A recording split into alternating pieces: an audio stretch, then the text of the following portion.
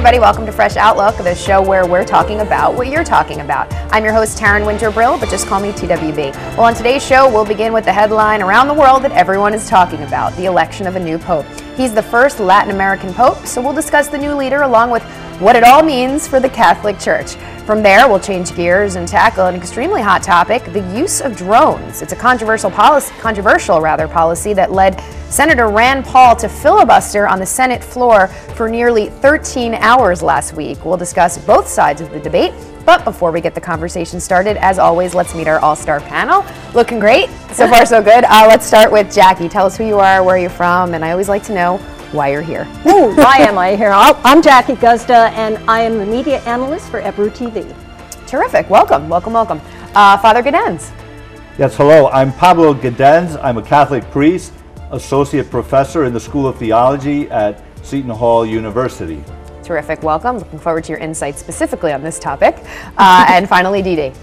Hi, I'm Dee Dee Benkie, and I'm a political and cultural analyst, and I'm also former aide to President Bush. Terrific. Can't wait to hear all of your fresh outlooks, of course. But first, it's got everyone talking around the world, the election of a new pope from Argentina. So who is Pope Francis, and what does his selection mean for the Catholic Church? Let's take a look. It was the moment they'd all been waiting for. White smoke from the chimney of the Sistine Chapel meant a new pope had been elected to lead the world's 1.2 billion Catholics. After the shortest conclave since 1939 came the famous words. Ave Mustafa. Jorge Bergoglio, the 76-year-old cardinal from Buenos Aires, becoming Francis I, the first ever pope from outside of Europe.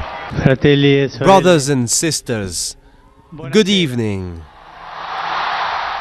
It looks like my cardinal brothers came to find me at the other end of the world. He was far from favourite, with many people tipping fellow South American Odilo Scherer to get the nod. His philosophy is largely conservative, and his views on abortion, euthanasia and homosexuality largely match those of his predecessor Benedict. The son of Italian immigrants to Argentina, he is, however, famous for his compassion. Francis's appointment was also met with joy by the many thousands in St. Peter's Square. We are surprised, emotional. He's intelligent, straightforward and wise. We will see what he does. We are so happy and so enjoy that we are here now. Francesco Primo seems to be like Karol Wojtyła many years ago. The task ahead is nothing if not a tough one. Benedict's 8-year papacy was riven by scandals, and his successor faces immediate challenges. He needs to both stamp his authority on the Vatican and restore faith in the Church itself. All right, we have another panelist I'd like to introduce. We should have Gabriella Falcone on the line via Skype. She's from Argentina and knows the Pope distantly. There she is. Welcome. Thanks for joining us. Thank you. Thanks to you for having me. And as you say, I'm from Argentina and I'm really proud right now. So it's a pleasure to be here. Terrific. Assuming we can hear you okay, I'd like to start off with you, Gabriella. Sort of being in the Pope circle, so to speak, was this a surprise for the people of Latin America? And is there something you can tell us about the Pope that none of us would know, only you, sort of from the South American perspective? It was a big surprise for us, a good one, a beautiful one, but it was a surprise.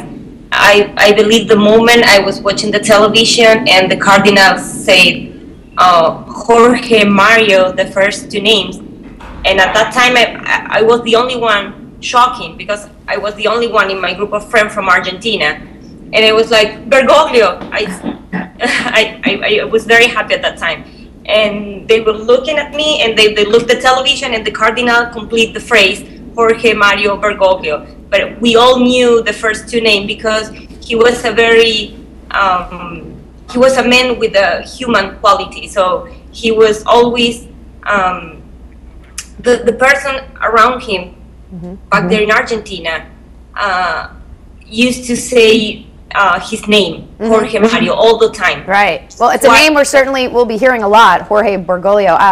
Gabrielle, I want to introduce the other panelists at this point into the conversation. Father Gaudens, let's start with you. Was this a surprise choice in terms of from the Cardinals? Was this what you were expecting? A good choice? Bad choice? It's an excellent choice. I was surprised, but very happily surprised. I myself am from Chile, the country right next to Argentina, but my parents were born in Italy, just like the new Pope's parents, and I grew up in this country. But immediately there was a connection that I made with the new Pope, and it was a surprise choice because it wasn't a name that people were talking about that much, but it was certainly one of the names that was being mentioned. And as people read into it a little bit more, they understood and remembered that he had been a serious contender to become Pope even 8 years ago in 2005. Right. Well, this is sort of the first non-European Pope in more than 1,000 years. This is a big deal, you might say. Dee Dee or Jackie, take the floor. I'm curious what your thoughts are in terms of what do you think the message is that the Catholic Church is sending with this selection? Dee Dee? Well, I think it's a fresh outlook, actually, and good because, you know, it has been European for many, many years, and now you have a Latin American and one who is so humble. He rides the bus, small apartment, you know, and no pomp and circumstance. I think that's a nice message, and it's a nice message for everyone in the world. And with the Catholic Church having some issues recently, it's good to have someone who's different and humble and has just a wonderful heart and is bringing a nice light on the church. Yeah, there's a nice humility there. I think his style is definitely different, but in terms of what he stands for, I don't think it's going to be that much different from the last church. Pope. Papacy Pope, church member. Jackie, what do you think? Look, he had him at hello. He's adorable. Right? He is. Yeah. He's adorable, he's wonderful, as Dee Dee said, he's of the common people, and he's leading by example. Yes. He's not just talking the talk, he's walking the walk. However, I think you're right. I think that when you look at the doctrine that he follows, it's not much different from Pope Benedict, who was not the most, he was not the champion of the common man at all. And forgive me, Father, for I have sinned, but forgive me, Father. Should we stop tape? He's going to a break. What are you doing? I have to go to confession. I think that if we believe that this Pope is going to bring the doctrine into the 19th century, I think that we're mistaken.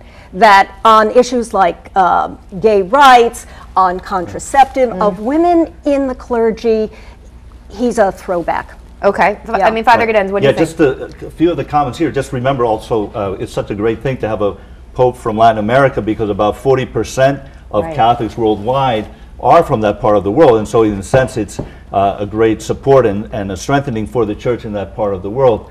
And with regard to some of the questions and comments you made, also, we remember the Pope is not like when we have a change in president that each one has a certain agenda that they put forth. The office of the Pope is inherently conservative, we could say, in the best sense, that the task of the Pope is to pass on what has been received, not just from the predecessor, but really what we believe all the way from Christ and handed on throughout the centuries. And so there's a great continuity we would see with the previous popes and with popes prior to that. I think what we're going to see, the emphasis will be a change in pastoral priorities. And so whereas perhaps with Pope Benedict we had a teaching Pope, here we're going to have a man of action and who in his service to the poor, for example, I think it will be very dramatic. And he's already mentioned how the church has to be poor and serve the poor. And the choice of the name Francis is also very significant there, of course. And in terms of that pastoral quality, when you think of developing countries, you know, Africa has a big, sort of a growing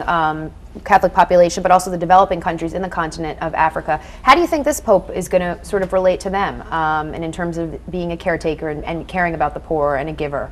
What do you think? Right. Well, certainly just the choice of the name Francis. Remember, Francis, this is the first Pope with that name because Francis is one of the most popular saints in the Catholic Church. He's Saint Francis of Assisi, which is a town north of Rome. Is from the 13th century. He died in 1226, but he was the founder of the Franciscan order. And so they weren't involved with the governance of the church, but rather with serving the people, with itinerant preaching, going out to the people and serving them. And so by the choice of that name, it's very symbolic, and it indicates that indeed he will be there, I think, to serve the people. What agenda do you think he's going to set for tackling the problems of the developing world, so to speak, places like Africa and the global south? What do you think he's going to do? Well, there he can just continue the teaching of his predecessor. The Catholic Church has a long tradition of social teaching. It's not like the Catholic Church has a particular economic policy.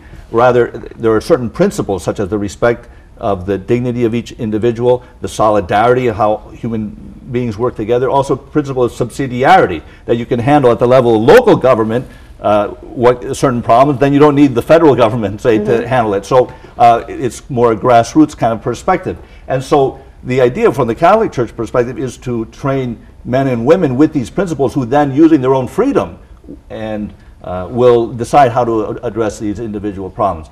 Certainly the church also collectively has charitable outreach with various charitable works, and so I think we're going to see an increase in the attention given to those, say, relief services, and then the works of like Catholic charities which serve the poor and the needy. Sure. Gabriella, if you're there, I want to go back to you for a moment. Just, you have such a unique perspective just in terms of we lost her. Just kidding.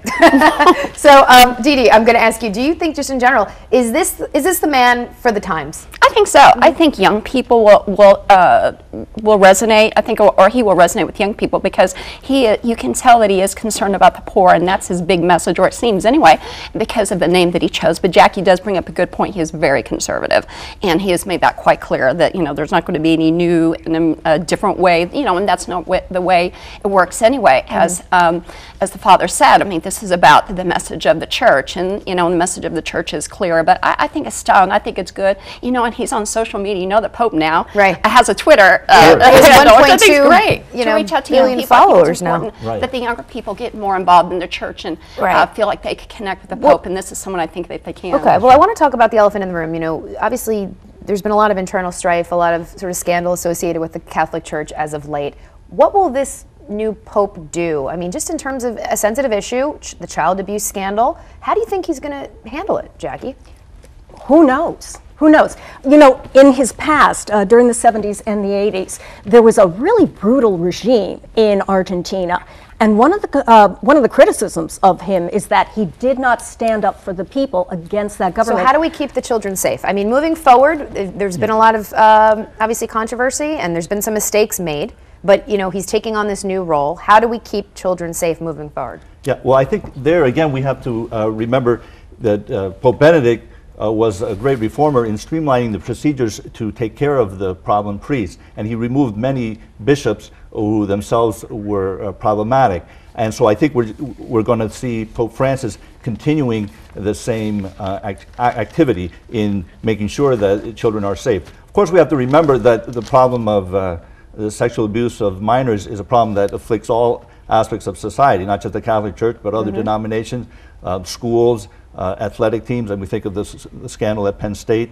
And so, and there's nothing particularly Catholic about that issue. Right. There's more attention Child being drawn abuse is to universal, but it is one of the scandals However, associated with the church. With the Catholic Church, it's just a fact. People do think of it, but with this guy being an outsider, not part of Rome and not part of Europe, I think that's a good sign to people. Right. All right, guys, we got to go to break. But when we come back, we'll have some another guest joining us, and specifically, we'll be talking about what young Catholics are sort of hoping from the Poping. Hoping from the Pope. Just making sure you're listening. We'll be right back on Fresh Outlook. Stay with us.